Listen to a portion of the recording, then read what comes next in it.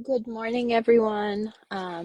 Another Monday morning live, and thanks for joining me. If you don't know me, I'm Dr. Mitra Ayozifar. I'm an ophthalmologist with two locations in Grass Valley and Roseville, and my practice name is Capital I Medical Group, where we help patients gain their best potential vision so that they can live life fully and enjoy their hobbies for years to come.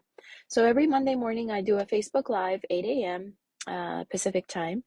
And today, the topic is going to be what's the best way to recover from eyelid surgery. So I do a lot of um, basically medically necessary and cosmetic upper and lower eyelid, just different types. And usually I have like a two-page instruction sheet that I give patients and essentially let them know what's the best way to minimize swelling and bruising and recover much faster. So essentially the best way, some of the best things that you can do, of course, are making sure that you're using cold compresses, especially the first couple of days. And as far as cold compresses, what has worked best for my patients is um, buying bags of frozen peas from the grocery store and dividing it up into little Ziploc baggies, tiny little Ziploc baggies, having maybe eight or 10 of them in the freezer ready to go.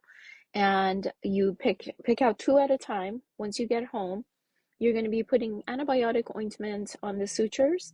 I usually recommend putting a gauze as a barrier on the eyelid skin, and then putting the little baggies of frozen peas because it conforms to the shape of the eye socket. Sometimes patients tend to like sleep in their reclining chairs because their head is elevated. If you're sleeping in your own bed, put a couple of pillows underneath your head so it's elevated, underneath your neck so it's elevated. And then making sure that you're using these cold compresses as much as you can without getting frostbite. So on the instructions, it might say, do it for 5 minutes every 15 minutes or so. But what I usually tell patients is as much as you can do without getting frostbite. At nighttime, I want you to get your rest. But during the day, that's going to be your, full-time job the first couple of days at least.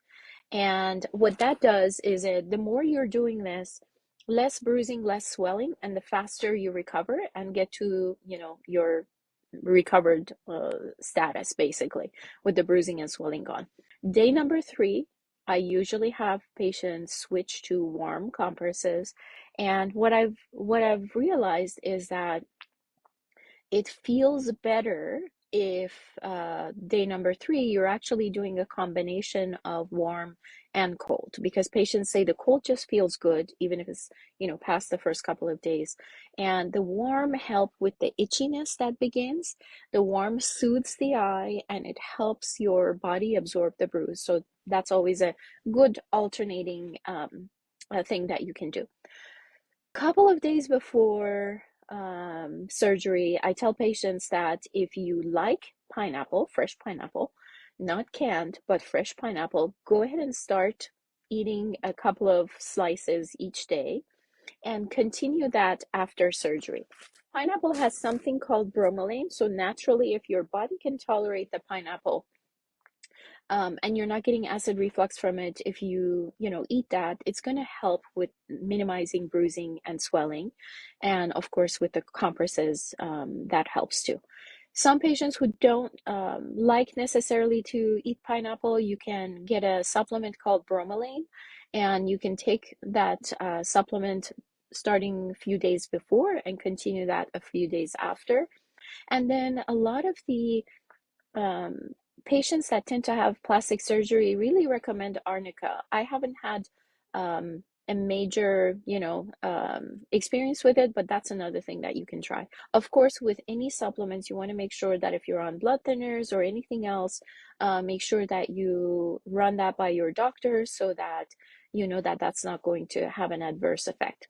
What else? Getting plenty of sleep, making sure that you're not doing any heavy lifting or bending, anything that brings the kind of pressure to the head and neck. So any bearing down, lifting anything heavy, minimize that for the first week or so. And I guarantee you things are gonna recover quickly. Day number 3 to 5 tend to be the worst as far as bruising. So don't be surprised if day number 2 things look good and day number 3 you wake up and you're like, wait a second, is something wrong or what's going on? So those are my um, that's my recommendation as far as what to do with recovery. And if you have any questions, go ahead and get on my website, get on the mailing list. I'll be more than happy to answer questions. I'll be back next Monday at 8 a.m. I don't know what I'm going to talk about yet. I'm going to have to come up with something. Maybe you can give me some ideas. Anyway, this is Dr. Mitra. I would love to take care of you and your family members. If you're in the Northern California area, come and visit me on the website, www.capeymed.com, CAPEYEMED.com. I will see you next week. Have a great week until I see you again.